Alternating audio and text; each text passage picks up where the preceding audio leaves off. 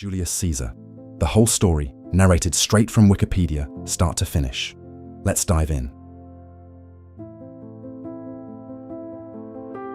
Gaius Julius Caesar, 12 or 13 July 100 BC, 15th March 44 BC, was a Roman general, statesman, and author who was the dictator of the Roman Republic almost continuously from 49 BC until his assassination in 44 BC.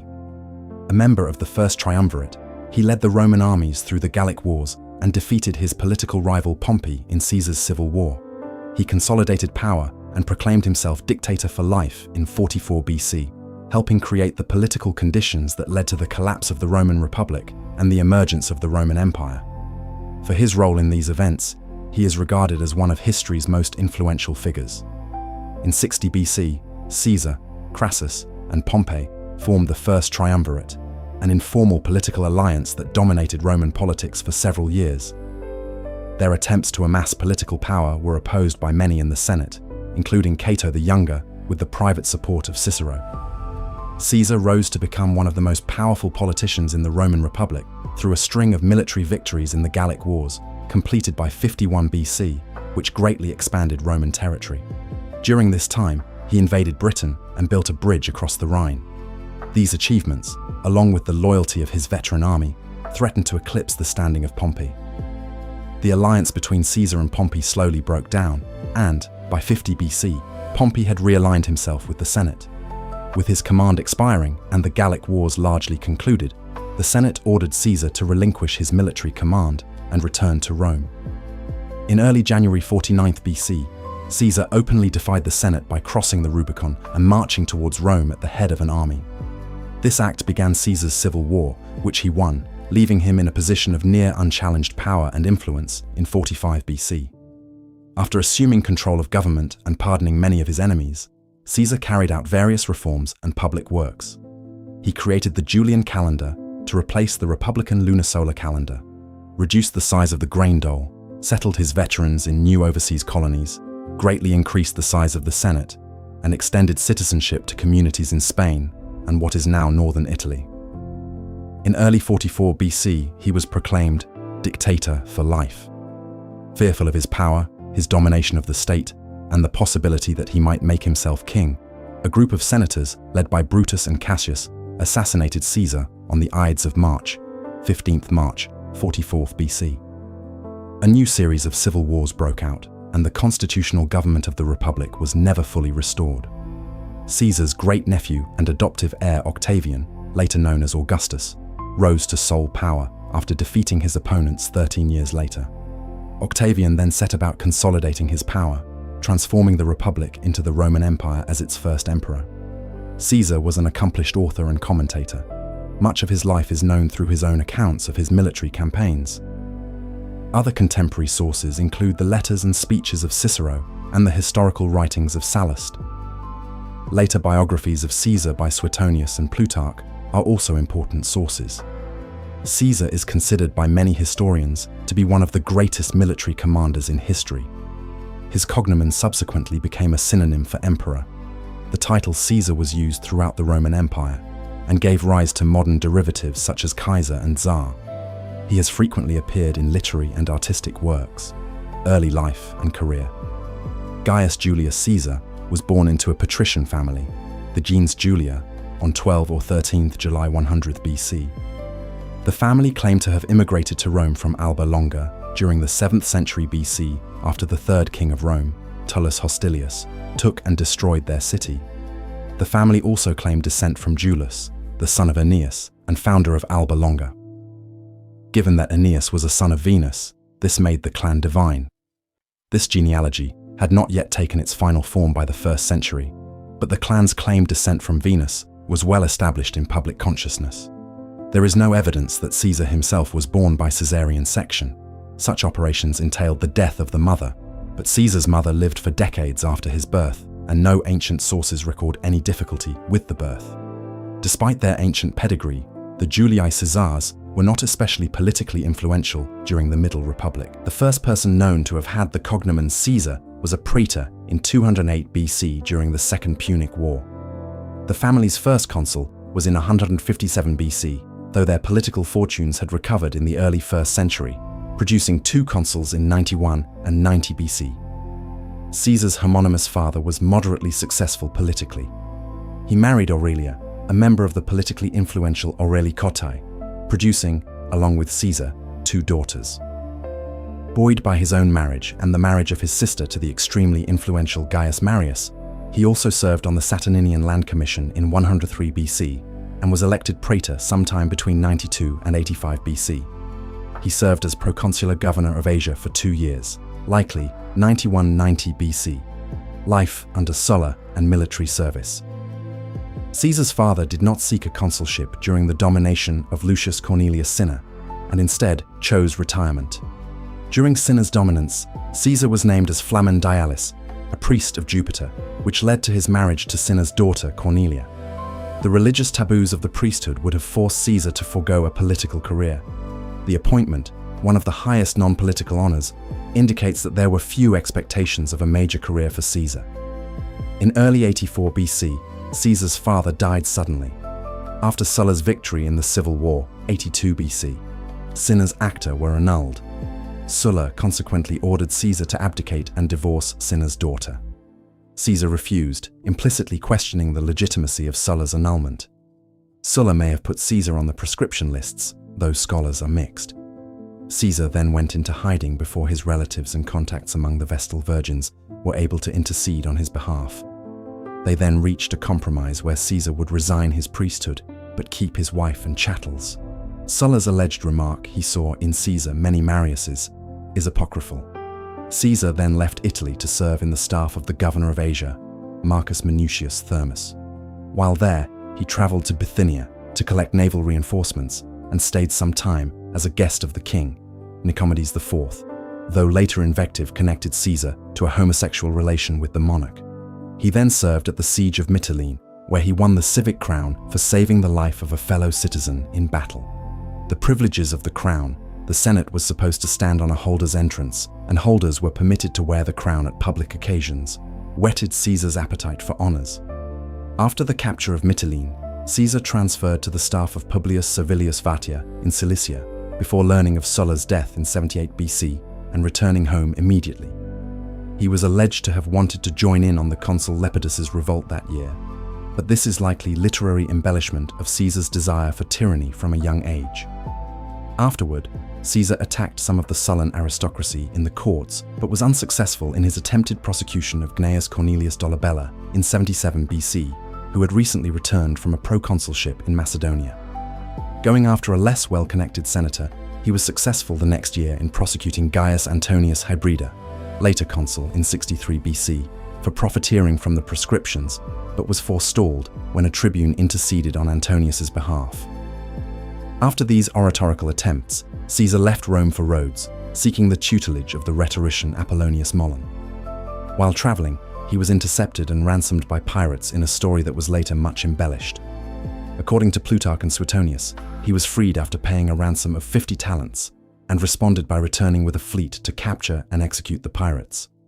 The recorded sum for the ransom is literary embellishment, and it is more likely that the pirates were sold into slavery, per Velleius Paterculus. His studies were interrupted by the outbreak of the Third Mithridatic War over the winter of 75 and 74 BC. Caesar is alleged to have gone around collecting troops in the province at the locals' expense and leading them successfully against Mithridates' forces. Entrance to politics. While absent from Rome in 73 BC, Caesar was co-opted into the pontifices in place of his deceased relative Gaius Aurelius Cotta. The promotion marked him as a well-accepted member of the aristocracy with great future prospects in his political career. Caesar decided to return shortly thereafter, and on his return was elected one of the military tribunes for 71 BC. There is no evidence that Caesar served in war, even though the war on Spartacus was ongoing, during his term. He did, however, agitate for the removal of Sulla's disabilities on the plebeian tribunate and for those who supported Lepidus's revolt to be pardoned. These advocacies were common and uncontroversial. The next year, 70 BC, Pompey and Crassus were consuls and brought legislation restoring the plebeian tribunate's rights. One of the tribunes, with Caesar supporting, then brought legislation pardoning the Lepidan exiles. For his quaestorship in 69 BC, Caesar was allotted to serve under Gaius Antistius Vetus in Hispania Ulteria. His election also gave him a lifetime seat in the Senate. However, before he left, his aunt Julia, the widow of Marius, died, and soon afterwards, his wife Cornelia died shortly after bearing his only legitimate child, Julia. He gave eulogies for both at public funerals. During his aunt's funeral, Caesar displayed the images of Marius, whose memory had been suppressed after Sulla's victory in the civil war. Some of the Sullan nobles, including Quintus Lutatius Catulus, who had suffered under the Marian regime, objected, but by this point depictions of husbands in aristocratic women's funerary processions was common. Contra Plutarch, Caesar's action here was likely in keeping with a political trend for reconciliation and normalization, rather than a display of renewed factionalism. Caesar quickly remarried, taking the hand of Sulla's granddaughter Pompeia, Aedileship and election as Pontifex Maximus. For much of this period, Caesar was one of Pompey's supporters. Caesar joined with Pompey in the late 70s to support restoration of tribunician rights. His support for the law recalling the Lepidan exiles may have been related to the same tribune's bill to grant lands to Pompey's veterans. Caesar also supported the Lex Gabinia in 67 BC, granting Pompey an extraordinary command against piracy in the Mediterranean, and also supported the Lex Manilia in 66 BC to reassign the Third Mithridatic War from its then commander Lucullus to Pompey. 4 years after his aunt Julia's funeral, in 65 BC, Caesar served as curule aedile and staged lavish games that won him further attention and popular support. He also restored the trophies won by Marius and taken down by Sulla over Jugurtha and the Cimbri. According to Plutarch's narrative, the trophies were restored overnight to the applause and tears of joy of the onlookers. However, any sudden and secret restoration of this sort would not have been possible. Architects, restorers, and other workmen would have to have been hired and paid for. Nor would it have been likely that the work could have been done in a single night. It is more likely that Caesar was merely restoring his family's public monuments, consistent with standard aristocratic practice and the virtue of pietas. And, over objections from Catulus, these actions were broadly supported by the Senate. In 63 BC, Caesar stood for the Praetorship and also for the post of Pontifex Maximus, who was the head of the College of Pontiffs and the highest-ranking state religious official. In the pontifical election before the tribes, Caesar faced two influential senators, Quintus Lutatius Catulus and Publius Servilius Isauricus. Caesar came out victorious. Many scholars have expressed astonishment that Caesar's candidacy was taken seriously, but this was not without historical precedent. Ancient sources allege that Caesar paid huge bribes or was shamelessly ingratiating, that no charge was ever laid alleging. This implies that bribery alone is insufficient to explain his victory. If bribes or other monies were needed, they may have been underwritten by Pompey, whom Caesar at this time supported and who opposed Catulus's candidacy. Many sources also assert that Caesar supported the land reform proposals brought that year by plebeian tribune Publius Servilius Rullus. However, there are no ancient sources so attesting. Caesar also engaged in a collateral manner in the trial of Gaius Rabirius by one of the plebeian tribunes, Titus Labienus, for the murder of Saturninus in accordance with a Senatus Consultum Ultimum some 40 years earlier. The most famous event of the year was the Catilinarian conspiracy. While some of Caesar's enemies, including Catulus, allege that he participated in the conspiracy, the chance that he was a participant is extremely small. Praetorship. Caesar won his election to the Praetorship in 63 BC easily, and, as one of the praetor-elects, spoke out that December in the Senate against executing certain citizens who had been arrested in the city, conspiring with Gauls in furtherance of the conspiracy. Caesar's proposal at the time is not entirely clear. The earlier sources assert that he advocated life imprisonment without trial. The later sources assert he instead wanted the conspirators imprisoned pending trial. Most accounts agree that Caesar supported confiscation of the conspirators' property. Caesar likely advocated the former, which was a compromise position that would place the Senate within the bounds of the Lex Sempronia de Capite Civis, and was initially successful in swaying the body. A later intervention by Cato, however, swayed the Senate at the end for execution. During his year as praetor, Caesar first attempted to deprive his enemy Catulus of the honor of completing the rebuilt temple of Jupiter Optimus Maximus, accusing him of embezzling funds and threatening to bring legislation to reassign it to Pompey. This proposal was quickly dropped amid near-universal opposition. He then supported the attempt by plebeian tribune Metellus Nepos to transfer the command against Catiline from the consul of 63, Gaius Antonius Hybrida, to Pompey. After a violent meeting of the Comitia Tributa in the Forum, where Metellus came into fisticuffs with his tribunician colleagues Cato and Quintus Minucius Thermus, the Senate passed a decree against Metellus. Suetonius claims that both Nepos and Caesar were deposed from their magistracies. This would have been a constitutional impossibility, which led Caesar to distance himself from the proposals. Hopes for a provincial command and need to repair relations with the aristocracy took priority. He also was engaged in the Bonadea affair, where Publius Clodius Pulcher sneaked into Caesar's house sacrilegiously during a female religious observance. Caesar avoided any part of the affair by divorcing his wife immediately, claiming that his wife needed to be above suspicion. But there is no indication that Caesar supported Clodius in any way. After his praetorship, Caesar was appointed to govern Hispania Ulterior proconsul. Deeply indebted from his campaigns for the praetorship and for the pontificate, Caesar required military victory beyond the normal provincial extortion to pay them off. He campaigned against the Calesi and Lusitani and seized the Calesi capital in northwestern Spain, bringing Roman troops to the Atlantic and seizing enough plunder to pay his debts. Claiming to have completed the peninsula's conquest, he made for home after having been hailed imperator. When he arrived home in the summer of 60 BC, he was then forced to choose between a triumph and election to the consulship. Either he could remain outside the Pomerium, Rome's sacred boundary, awaiting a triumph, or cross the boundary, giving up his command and triumph, to make a declaration of consular candidacy. Attempts to waive the requirement for the declaration to be made in person were filibustered in the Senate by Caesar's enemy Cato, even though the Senate seemed to support the exception. Faced with the choice between a triumph and the consulship, Caesar chose the consulship. First consulship and the Gallic Wars. Caesar stood for the consulship of 59 BC, along with two other candidates. His political position at the time was strong. He had supporters among the families which had supported Marius or Cinna. His connection with the Sullan aristocracy was good.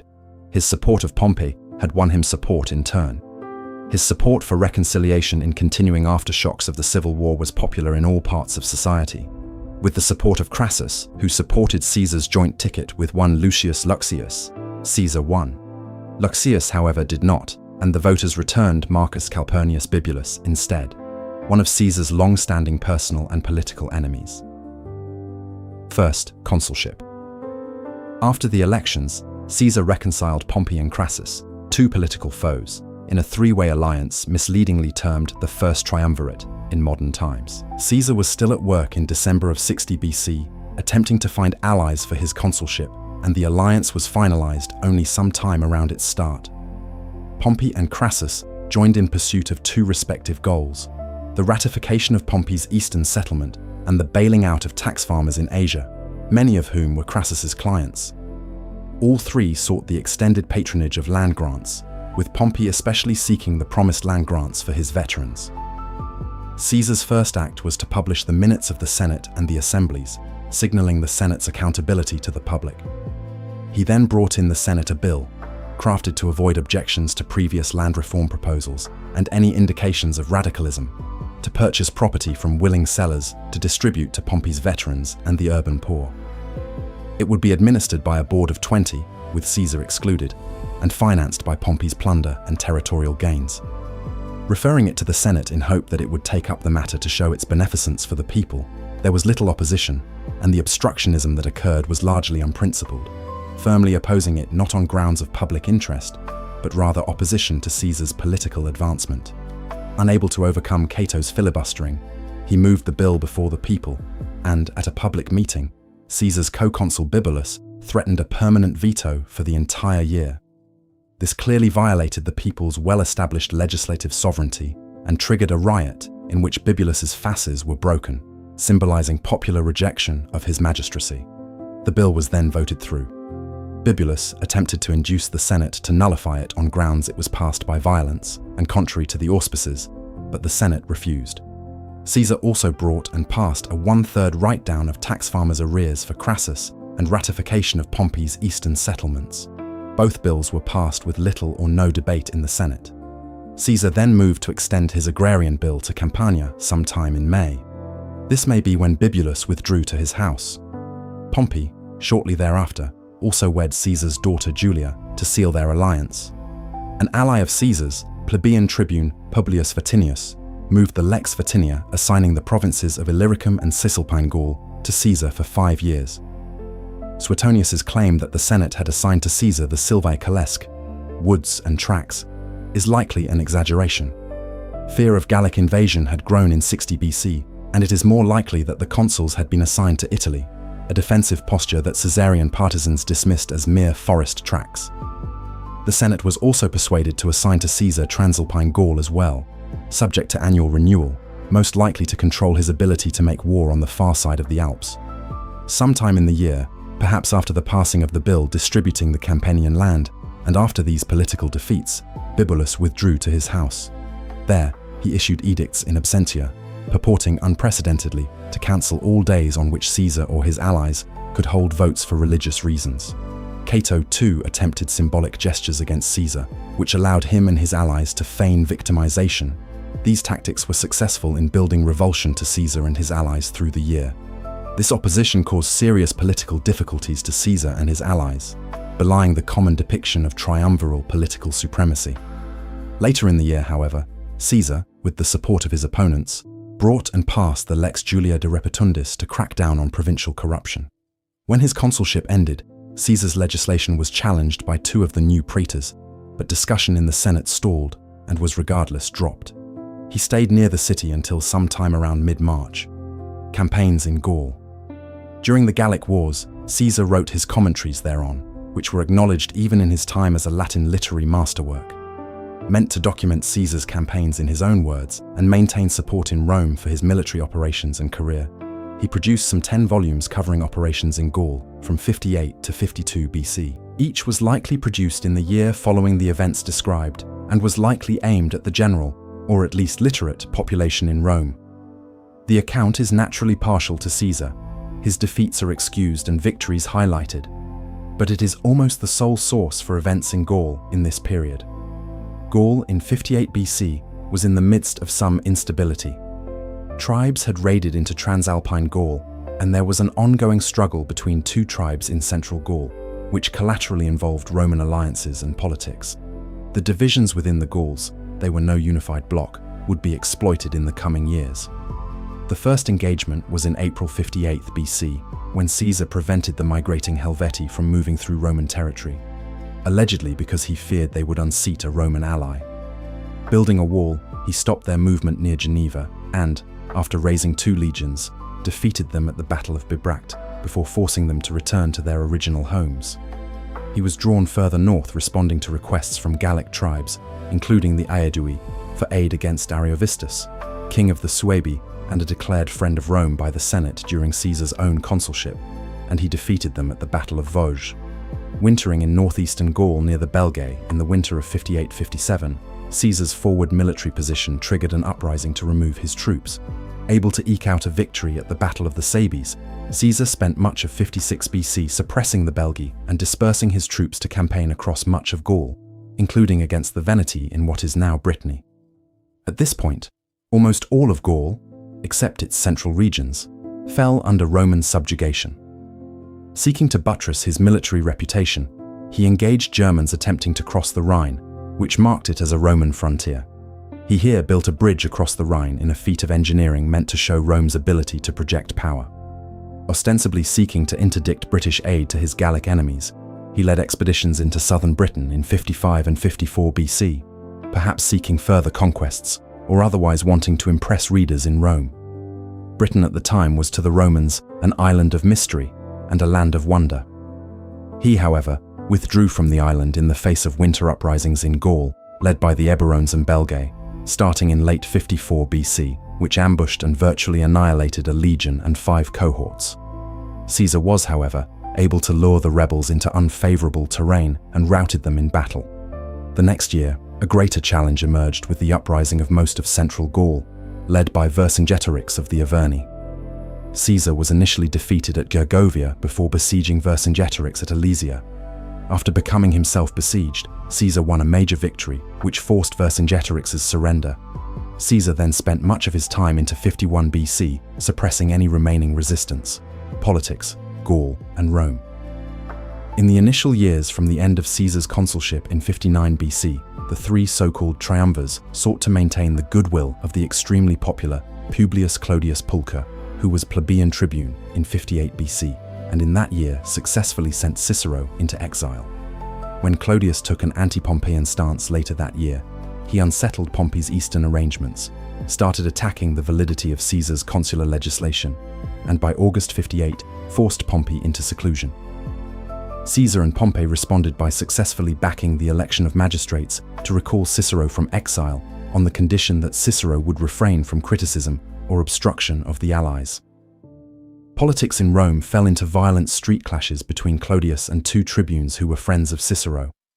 With Cicero now supporting Caesar and Pompey, Caesar sent news of Gaul to Rome and claimed total victory and pacification. The Senate at Cicero's motion voted him an unprecedented 15 days of thanksgiving.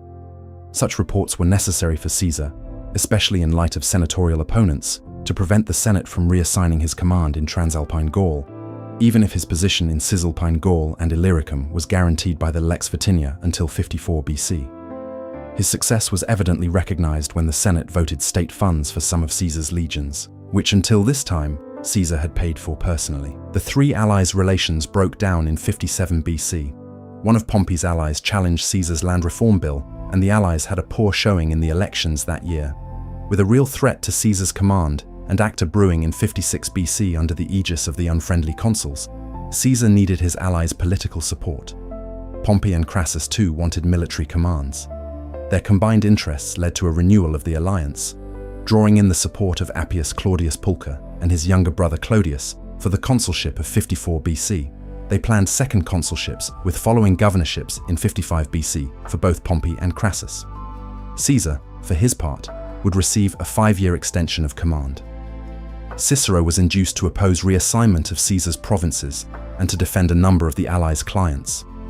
His gloomy predictions of a triumviral set of consuls designate for years on end proved an exaggeration when, only by desperate tactics, bribery, intimidation, and violence were Pompey and Crassus elected consuls for 55 BC. During their consulship, Pompey and Crassus passed, with some tribunician support, the Lex Pompeia Licinia, extending Caesar's command, and the Lex Trebonia, giving them respective commands in Spain and Syria, though Pompey never left for the province and remained politically active at Rome. The opposition again unified against their heavy-handed political tactics, though not against Caesar's activities in Gaul, and defeated the allies in the elections of that year. The ambush and destruction in Gaul of a legion and 5 cohorts in the winter of 55-54 BC produced substantial concern in Rome about Caesar's command and competence, evidenced by the highly defensive narrative in Caesar's commentaries. The death of Caesar's daughter and Pompey's wife Julia in childbirth c. late August 54 did not create a rift between Caesar and Pompey. At the start of 53 BC, Caesar sought and received reinforcements by recruitment and a private deal with Pompey before 2 years of largely unsuccessful campaigning against Gallic insurgents. In the same year, Crassus's campaign ended in disaster at the Battle of Carrhae, culminating in his death at the hands of the Parthians. When in 52 BC, Pompey started the year with a sole consulship to restore order to the city, Caesar was in Gaul suppressing insurgencies. After news of his victory at Alesia, with the support of Pompey, he received 20 days of thanksgiving and, pursuant to the law of the 10 tribunes, the right to stand for the consulship in absentia. Civil war. From the period 52 to 49 BC, trust between Caesar and Pompey disintegrated. In 51 BC, the consul Marcellus proposed recalling Caesar, arguing that his provincia, here meaning task, in Gaul, due to his victory against Vercingetorix in 52, was complete. It evidently was incomplete as Caesar was that year fighting the Bellovaci, and regardless the proposal was vetoed. That year, it seemed that the conservatives around Cato in the Senate would seek to enlist Pompey to force Caesar to return from Gaul without honours or a second consulship. Cato, Bibulus, and their allies, however, were successful in winning Pompey over to take a hard line against Caesar's continued command. As 50 BC progressed, fears of civil war grew. Both Caesar and his opponents started building up troops in southern Gaul and northern Italy, respectively. In the autumn, Cicero and others sought disarmament by both Caesar and Pompey, and on 1 December 50th BC this was formally proposed in the Senate. It received overwhelming support, 370 to 22, but was not passed when one of the consuls dissolved the meeting. That year, when a rumor came to Rome that Caesar was marching into Italy, both consuls instructed Pompey to defend Italy, a charge he accepted as a last resort. At the start of 49 BC, Caesar's renewed offer that he and Pompey disarm was read to the Senate and was rejected by the hardliners. A later compromise given privately to Pompey was also rejected at their insistence. On 7th January, his supportive tribunes were driven from Rome. The Senate then declared Caesar an enemy, and it issued its Senatus Consultum Ultimum. There is scholarly disagreement as to the specific reasons why Caesar marched on Rome. A very popular theory is that Caesar was forced to choose, when denied the immunity of his proconsular tenure, between prosecution, conviction, and exile, or civil war in defense of his position. Whether Caesar actually would have been prosecuted and convicted is debated. Some scholars believe the possibility of successful prosecution was extremely unlikely. Caesar's main objectives were to secure a second consulship, first mooted in 52 as colleague to Pompey's sole consulship, and a triumph. He feared that his opponents, then holding both consulships for 50 BC, would reject his candidacy or refuse to ratify an election he won. This also was the core of his war justification, that Pompey and his allies were planning, by force if necessary, indicated in the expulsion of the tribunes, to suppress the liberty of the Roman people to elect Caesar and honor his accomplishments. Italy, Spain, and Greece. Around 10 or 11 January 49 BC, in response to the Senate's final decree, Caesar crossed the Rubicon, the river defining the northern boundary of Italy, with a single legion, the Legio, the 13th Gemina, and ignited civil war. Upon crossing the Rubicon, Caesar, according to Plutarch and Suetonius, is supposed to have quoted the Athenian playwright Menander, in Greek, "Let the die be cast." Pompey and many senators fled south, believing that Caesar was marching quickly for Rome. Caesar, after capturing communication routes to Rome, paused and opened negotiations, but they fell apart amid mutual distrust. Caesar responded by advancing south, seeking to capture Pompey to force a conference. Pompey withdrew to Brundisium and was able to escape to Greece, abandoning Italy in face of Caesar's superior forces and evading Caesar's pursuit. Caesar stayed near Rome for about 2 weeks. During his stay, his forceful seizure of the treasury over tribunician veto put the lie to his pro-tribunician war justifications, and left Lepidus in charge of Italy while he attacked Pompey's Spanish provinces. He defeated 2 of Pompey's legates at the Battle of Ilerda before forcing surrender of the 3rd. His legates moved into Sicily and into Africa, though the African expedition failed. Returning to Rome in the autumn, Caesar had Lepidus, as praetor, bring a law appointing Caesar dictator to conduct the elections. He, along with Publius Servilius Isauricus, won the following elections and would serve as consuls for 48 BC. Resigning the dictatorship after 11 days, Caesar then left Italy for Greece to stop Pompey's preparations, arriving in force in early 48 BC. Caesar besieged Pompey at Dyrrachium, but Pompey was able to break out and force Caesar's forces to flee. Following Pompey southeast into Greece and to save one of his legates, Caesar engaged and decisively defeated Pompey at Pharsalus on 9 August 48 BC. Pompey then fled for Egypt. Cato fled for Africa. Others, like Cicero and Marcus Junius Brutus, begged for Caesar's pardon. Alexandrine War and Asia Minor. Pompey was killed when he arrived in Alexandria, the capital of Egypt. Caesar arrived 3 days later, on 2 October 48 BC. Prevented from leaving the city by Etesian winds, Caesar decided to arbitrate an Egyptian civil war between the child pharaoh Ptolemy XIII, Theos Philopator, and Cleopatra, his sister, wife, and co-regent queen. In late October 48 BC, Caesar was appointed in absentia to a year-long dictatorship after news of his victory at Pharsalus arrived to Rome. While in Alexandria, he started an affair with Cleopatra and withstood a siege by Ptolemy and his other sister Arsinoe until March 47 BC. Reinforced by Eastern client allies under Mithridates of Pergamum, he then defeated Ptolemy at the Battle of the Nile and installed Cleopatra as ruler. Caesar and Cleopatra celebrated the victory with a triumphal procession on the Nile. He stayed in Egypt with Cleopatra until June or July that year, though the relevant commentaries attributed to him give no such impression. Sometime in late June, Cleopatra gave birth to a child by Caesar, called Caesarion. When Caesar landed at Antioch, he learnt that during his time in Egypt, the king of what is now Crimea, Pharnaces, had attempted to seize what had been his father's kingdom, Pontus, across the Black Sea in northern Anatolia.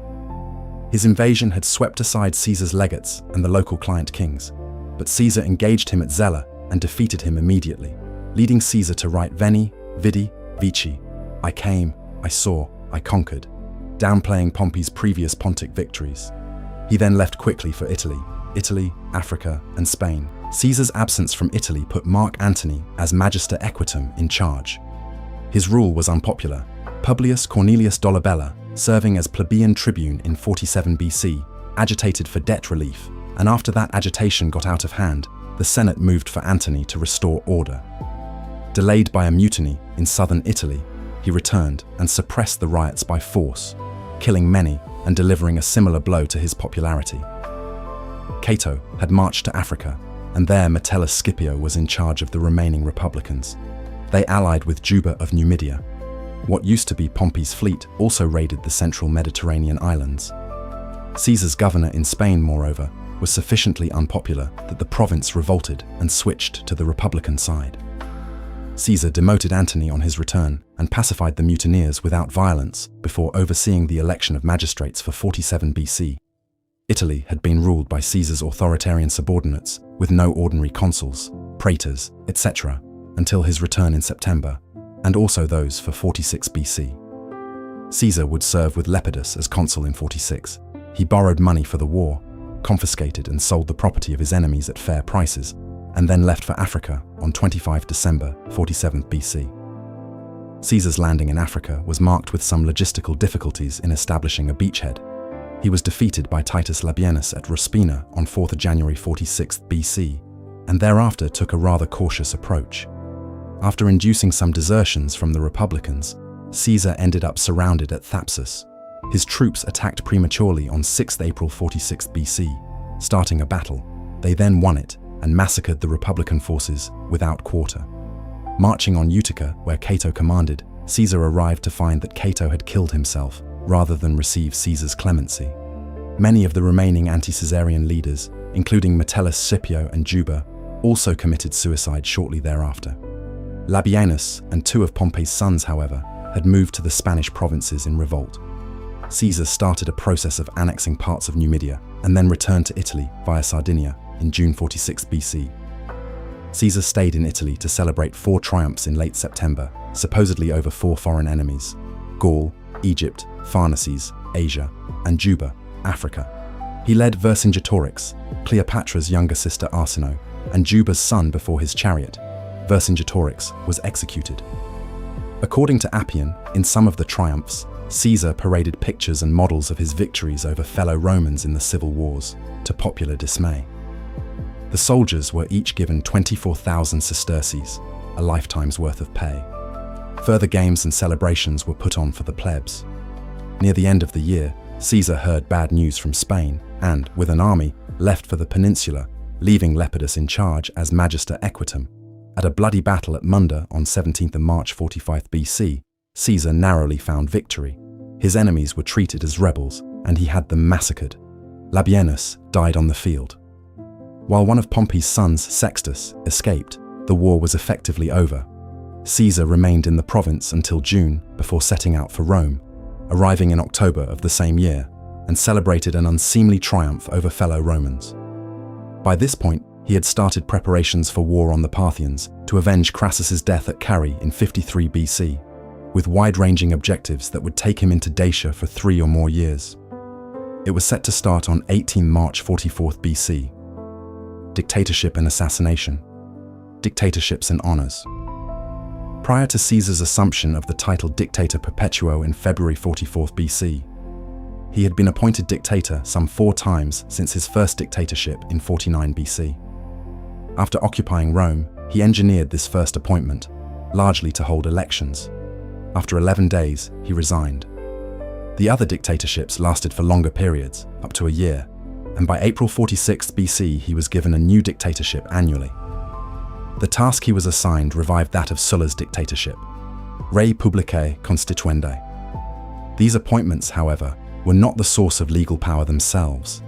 In the eyes of the literary sources, they were instead honours and titles which reflected Caesar's dominant position in the state, secured not by extraordinary magistracy or legal powers, but by personal status as victor over other Romans. Through the period after Pharsalus, the Senate showered Caesar with honours, including the title Praefectus Moribus, which historically was associated with the censorial power to revise the Senate rolls.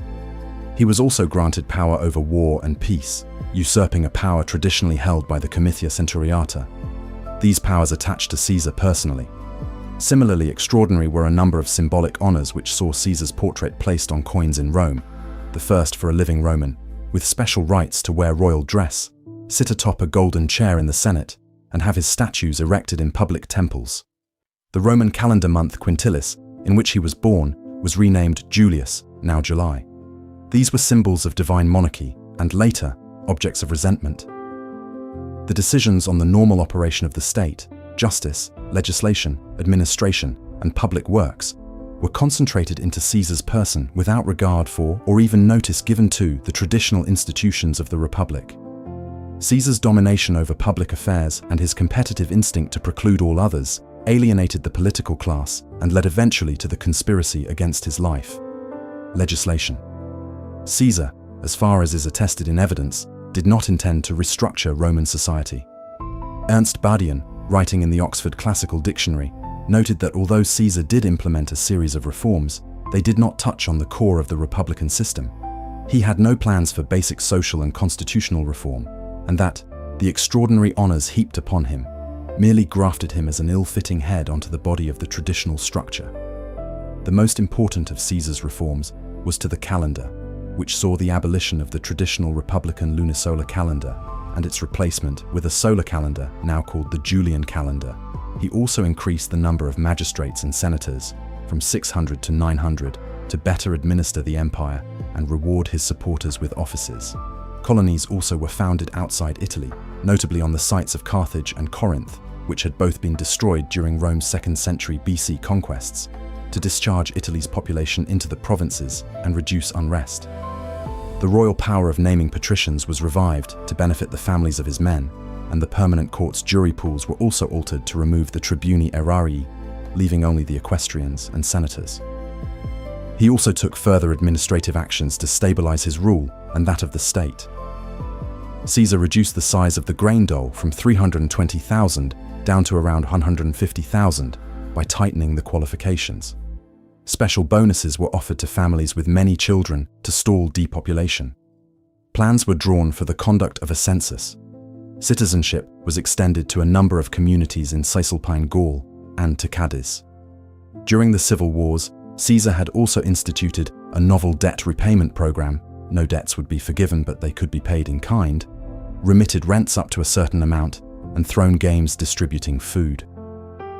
Many of his enemies during the civil wars were pardoned. Caesar's clemency was exalted in his propaganda and temple works, with the intent to cultivate gratitude and draw a contrast between himself and the vengeful dictatorship of Sulla. The building programs, started prior to his expedition to Spain, continued with the construction of the Forum of Caesar and the Temple of Venus Genetrix therein. Other public works, including an expansion of Ostia's port and a canal through the Corinthian Isthmus, were also planned. Very busy with this work, the heavy-handedness with which he ignored the Senate, magistrates, and those who came to visit him also alienated many in Rome. The collegia, civic associations restored by Clodius in 58 BC, were again abolished. His actions to reward his supporters saw him allow his subordinates illegal triumphal processions and resign the consulship so that allies could take it up for the rest of the year. On the last day of 45 BC, when one of the succeeding consuls died, Caesar had an ally elected as replacement for a single day. Corruption on the part of his partisans was also overlooked to ensure their support. Provincial cities and client kingdoms were extorted for favors to pay his bills. Conspiracy and death. Attempts in January 44 BC to call Caesar Rex, a title associated with arbitrary oppression against citizens, were shut down by 2 tribunes before a supportive crowd. Caesar, claiming that the 2 tribunes infringed on his honor by doing so, had them deposed from office and ejected from the Senate. The incident both undermined Caesar's original arguments for pursuing the civil war, protecting the tribunes, and angered a public which still revered the tribunes as protectors of popular freedom. Shortly before 15th of February 44 BC, he assumed the dictatorship for life, putting an end to any hopes that his powers would be merely temporary. Transforming his dictatorship, even with a decadal appointment, into one for life clearly showed to all contemporaries that Caesar had no intention to restore a free republic, and that no free republic could be restored so long as he was in power. Just days after his assumption of the life dictatorship, he publicly rejected a diadem from Antony at celebrations for the Lupercalia. Interpretations of the episode vary. He may have been rejecting the diadem publicly only because the crowd was insufficiently supportive. He could have done it performatively to signal he was no monarch. Alternatively, Antony could have acted on his own initiative. By this point, however, rumor was rife that Caesar, already wearing the dress of a monarch, sought a formal crown, and the episode did little to reassure. The plan to assassinate Caesar had started by the summer of 45 BC. An attempt to recruit Antony was made around that time, though he declined and gave Caesar no warning. By February 44 BC, there were some 60 conspirators. It is clear that by this time, the victorious Caesarian coalition from the civil war had broken apart. While most of the conspirators were former Pompeians, they were joined by a substantial number of Caesarians. Among their leaders were Gaius Trebonius, consul in 45, Decimus Brutus, consul designate for 42, as well as Cassius and Brutus, both praetors in 44 BC. Trebonius and Decimus had joined Caesar during the war, while Brutus and Cassius had joined Pompey. Other Caesarians involved included Servius Sulpicius Galba, Lucius Minucius Basilis, Lucius Tullius Cimber, and Gaius Servilius Casca. Many of the conspirators would have been candidates in the consular elections for 43 to 41 BC, likely dismayed by Caesar's sham elections in early 44 BC that produced advanced results for the years 43 to 41 BC. Those electoral results came from the grace of the dictator and not that of the people. For the Republican elite, this was no substitute for actual popular support. Nor is it likely that the subordination of the normal magistrates to Caesar's masters of horse, Latin magistri equitum, was appreciated. Brutus, who claimed descent from the Lucius Junius Brutus, who had driven out the kings, and the Gaius Servilius Ahala, who had freed Rome from incipient tyranny, was the main leader of the conspiracy. By late autumn 45 BC, graffiti and some public comments at Rome were condemning Caesar as a tyrant and insinuating the need for a Brutus to remove the dictator. The ancient sources, excepting Nicholas of Damascus, are unanimous that this reflected a genuine turn in public opinion against Caesar. Popular indignation at Caesar was likely rooted in his debt policies, too friendly to lenders, use of lethal force to suppress protests for debt relief, his reduction in the grain dole, his abolition of the collegia restored by Clodius, his abolition of the porous panel of jurors in the permanent courts, and his abolition of open elections, which deprived the people of their ancient right of decision. A popular turn against Caesar is also observed with reports that the 2 deposed tribunes were written in on ballots at Caesar's advanced consular elections in place of Caesar's candidates. Whether the Romans thought they had a tradition of tyrannicide is unclear. Cicero wrote in private as if the duty to kill tyrants was already given, but he made no public speeches to that effect, and there is little evidence that the public accepted the logic of preventive tyrannicide. The philosophical tradition of the Platonic Old Academy was also a factor driving Brutus to action due to its emphasis on a duty to free the state from tyranny. While some news of the conspiracy did leak, Caesar refused to take precautions and rejected escort by a bodyguard. The date decided upon by the conspirators was 15th of March, the Ides of March, 3 days before Caesar intended to leave for his Parthian campaign. News of his imminent departure forced the conspirators to move up their plans. The Senate meeting on the 15th would be the last before his departure. They had decided that a Senate meeting was the best place to frame the killing as political, rejecting the alternatives at games, elections, or on the road. That only the conspirators would be armed at the Senate meeting, per dio, also would have been an advantage. The day, 15th of March, was also symbolically important, as it was the day on which consuls took office until the mid-2nd century BC. Various stories purport that Caesar was on the cusp of not attending or otherwise being warned about the plot. Nevertheless, he attended the Senate meeting that day, held in the Curia of Pompey. Approached on his golden chair at the foot of the statue of Pompey, the conspirators attacked him with daggers. Whether he fell in silence, per Suetonius, or after reply to Brutus's appearance, kai su teknon. "You too, child," is variantly recorded. He was stabbed at least 23 times and died at once. Aftermath of the assassination. The assassins seized the Capitoline Hill after killing the dictator. They then summoned a public meeting in the Forum, where they were coldly received by the population. They were also unable to fully secure the city, as Lepidus, Caesar's lieutenant in the dictatorship, moved troops from the Tiber Island into the city proper. Antony, the consul who escaped the assassination, urged an illogical compromise position in the Senate. Caesar was not declared a tyrant, and the conspirators were not punished. Caesar's funeral was then approved.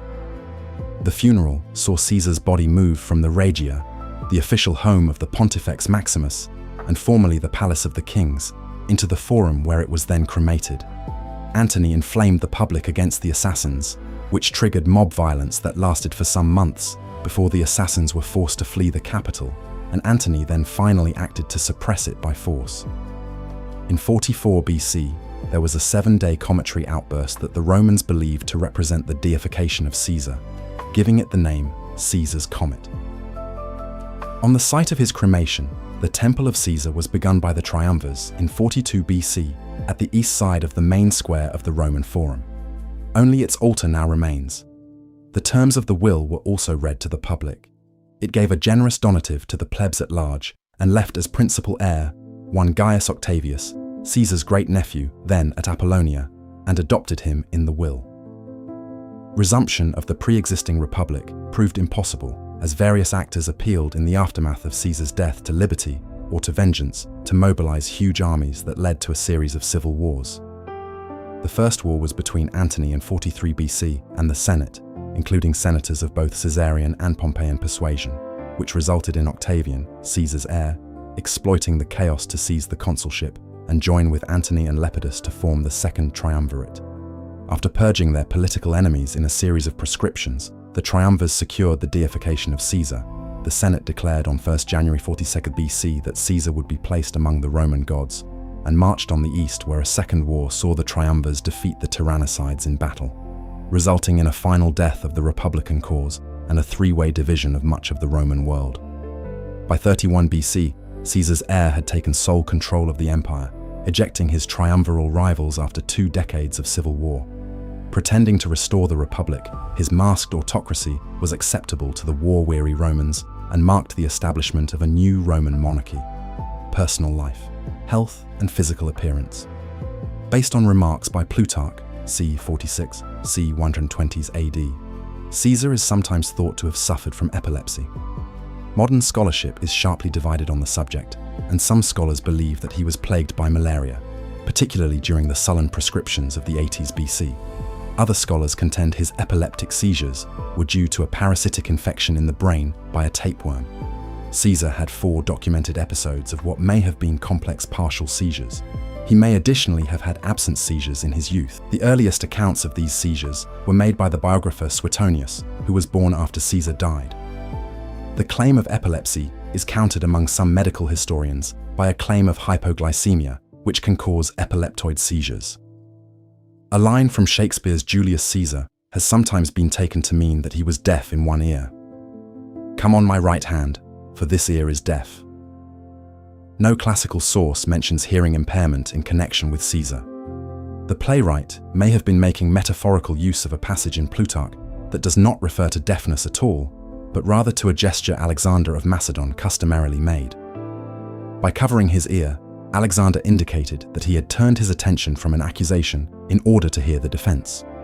Francesco M. Galassi and Hutan Ashrafian suggest that Caesar's behavioral manifestations, headaches, vertigo, falls, possibly caused by muscle weakness due to nerve damage, sensory deficit, giddiness and insensibility, and syncopal episodes were the results of cerebrovascular episodes, not epilepsy. Pliny the Elder reports in his Natural History that Caesar's father and forefather died without apparent cause while putting on their shoes. These events can be more readily associated with cardiovascular complications from a stroke episode or lethal heart attack. Caesar possibly had a genetic predisposition for cardiovascular disease. Suetonius, c. 69, c. 122 AD, describes Caesar as tall of stature with a fair complexion, shapely limbs, a somewhat full face, and keen black eyes. He adds that the balding Caesar was sensitive to teasing on the subject, and therefore had a comb-over. Suetonius reports that Caesar was thus especially pleased to be granted the honor of wearing a wreath at all times. Name and family. The name Gaius Julius Caesar. Using the Latin alphabet of the period, which lacked the letters J and U, Caesar's name would be rendered Gaius Ivlius Caesar. The form Cives is also attested, using the older Roman representation of G by C. The standard abbreviation was C, Ivlius Caesar, reflecting the older spelling. The letter form E is a ligature of the letters A and E, and is often used in Latin inscriptions to save space. In classical Latin, it was pronounced Gaius Julius Caesar. In the days of the late Roman Republic, many historical writings were done in Greek, a language most educated Romans studied. Young, wealthy Roman boys were often taught by Greek slaves and sometimes sent to Athens for advanced training, as was Caesar's principal assassin, Brutus. In Greek, during Caesar's time, his family name was written Caesar, reflecting its contemporary pronunciation. Thus, his name is pronounced in a similar way to the pronunciation of the German Kaiser, Kaiser, or Dutch Kaiser, Kaiser. In Vulgar Latin, the original diphthong, ae, first began to be pronounced as a simple long vowel, e. Then, the plosive k before front vowels began, due to palatalization, to be pronounced as an affricate, hence renderings like Caesar in Italian and Caesar in German regional pronunciations of Latin, as well as the title of Tsar. With the evolution of the Romance languages, the affricate tes became a fricative s, thus Caesar and the like, in many regional pronunciations, including the French one, from which the modern English pronunciation is derived. Caesar's cognomen itself became a title. It was promulgated by the Bible, which contains the famous verse, "Render unto Caesar the things which are Caesar's, and unto God the things that are God's." The title became, from the late first millennium, Kaiser in German and, through Old Church Slavic Cesari, Tsar or Czar in the Slavic languages. The last Tsar in nominal power was Simeon II of Bulgaria, whose reign ended in 1946, but is still alive in 2026. This means that for approximately 2,000 years, there was at least one head of state bearing his name. As a term for the highest ruler, the word Caesar constitutes one of the earliest, best attested, and most widespread Latin loanwords in the Germanic languages, being found in the text corpora of Old High German, Kaisar, Old Saxon, Kesor, Old English, Caesare, Old Norse, Kaisari, Old Dutch, Kaisere, and, through Greek, Gothic, Kaisar. Posterity, wives. First marriage to Cornelia, from 84 BC until her death in 69 BC. Second marriage to Pompeia, from 67 BC until he divorced her around 61 BC over the Bona Dea scandal. Third marriage to Calpurnia, from 59 BC until Caesar's death. Children Julia by Cornelia, born in 83 or 82 BC Caesarian, by Cleopatra VII, born 47 BC, and killed at age 17 by Caesar's adopted son Octavianus. Posthumously adopted, Gaius Julius Caesar Octavianus, his great-nephew by blood, grandson of Julia, his sister, who later became Emperor Augustus. Suspected children. Some ancient sources refer to the possibility of the tyrannicide, Marcus Junius Brutus, being one of Julius Caesar's illegitimate children. Caesar, at the time Brutus was born, was 15. Most ancient historians were skeptical of this and, on the whole, scholars have rejected the possibility that Brutus was the love child of Servilia and Caesar on the grounds of chronology. Grandchildren. Grandchild from Julia and Pompey, dead at several days, unnamed. Lovers Cleopatra, mother of Caesarian Servilia, mother of Brutus Eunoe, queen of Mauritania, and wife of Bogades Rumours of passive homosexuality. Roman society viewed the passive role during sexual activity, regardless of gender, to be a sign of submission or inferiority. Indeed, Suetonius says that in Caesar's Gallic triumph, his soldiers sang that Caesar may have conquered the Gauls, but Nicomedes conquered Caesar. According to Cicero, Bibulus, Gaius Memmius, and others, mainly Caesar's enemies, he had an affair with Nicomedes IV of Bithynia early in his career.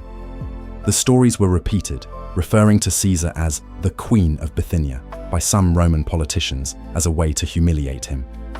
Caesar himself denied the accusations repeatedly throughout his lifetime, and according to Cassius Dio, even under oath on one occasion.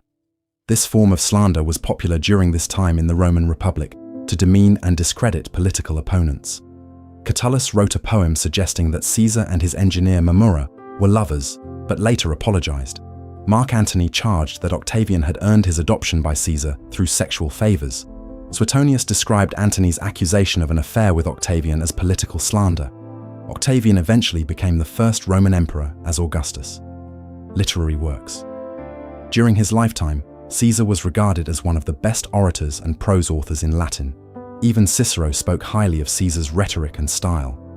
Only Caesar's war commentaries have survived. A few sentences from other works are quoted by other authors. Among his lost works are his funeral oration for his paternal aunt Julia and his Anticato, a document attacking Cato in response to Cicero's eulogy. Poems by Julius Caesar are also mentioned in ancient sources. Memoirs. The Commentari de Bello Gallico, usually known in English as the Gallic Wars, 7 books each covering 1 year of his campaigns in Gaul and southern Britain in the 50s BC, with the 8th book written by Aulus Hirtius on the last 2 years. The Commentari de Bello Civili, the Civil War, events of the Civil War from Caesar's perspective, until immediately after Pompey's death in Egypt. Other works historically have been attributed to Caesar, but their authorship is in doubt. De Bello Alexandrino, on the Alexandrine War, Campaign in Alexandria, De Bello Africo, on the African War, Campaigns in North Africa, and De Bello Hispaniense, on the Hispanic War, Campaigns in the Iberian Peninsula. These narratives were written and published annually during or just after the actual campaigns, as a sort of dispatches from the front.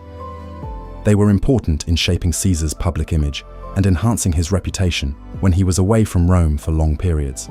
They may have been presented as public readings. As a model of clear and direct Latin style, the Gallic Wars traditionally has been studied by first or second year Latin students. Legacy. Historiography. The texts written by Caesar, an autobiography of the most important events of his public life, are the most complete primary source for the reconstruction of his biography. However, Caesar wrote those texts with his political career in mind. Julius Caesar is also considered one of the first historical figures to fold his message scrolls into a concertina form, which made them easier to read. The Roman Emperor Augustus began a cult of personality of Caesar, which described Augustus as Caesar's political heir. The modern historiography is influenced by this tradition. Many rulers in history became interested in the historiography of Caesar. Napoleon III wrote the scholarly work Histoire de Jules Caesar, which was not finished. The second volume listed previous rulers interested in the topic. Charles VIII ordered a monk to prepare a translation of the Gallic Wars in 1480. Charles V ordered a topographic study in France to place the Gallic Wars in context, which created 40 high-quality maps of the conflict. The contemporary Ottoman Sultan Suleiman the Magnificent catalogued the surviving editions of the commentaries and translated them to Turkish language. The French kings Henry IV and Louis XIII translated the first 2 commentaries and the last 2 respectively. Louis XIV retranslated the first one afterwards. The remains of Caesar's altar are a pilgrimage site for visitors from across Italy and the world. Flowers and other items are left there daily, and special commemorations take place on 15th of March to commemorate Caesar's death. Politics. Julius Caesar is seen as the main example of Caesarism, a form of political rule led by a charismatic strongman whose rule is based upon a cult of personality, whose rationale is the need to rule by force, establishing a violent social order, and being a regime involving prominence of the military in the government. Other people in history, such as the French Napoleon Bonaparte and the Italian Benito Mussolini, have defined themselves as Caesarists. Bonaparte did not focus only on Caesar's military career, but also on his relation with the masses, a predecessor to populism. The word is also used in a pejorative manner by critics of this type of political rule. That's the complete article. If you made it this far, you'll love the rest of the channel. Subscribe for a new Wikipedia deep dive every single day. The next video is on screen now, and if there's a topic you want narrated, drop it in the comments. Thanks for watching.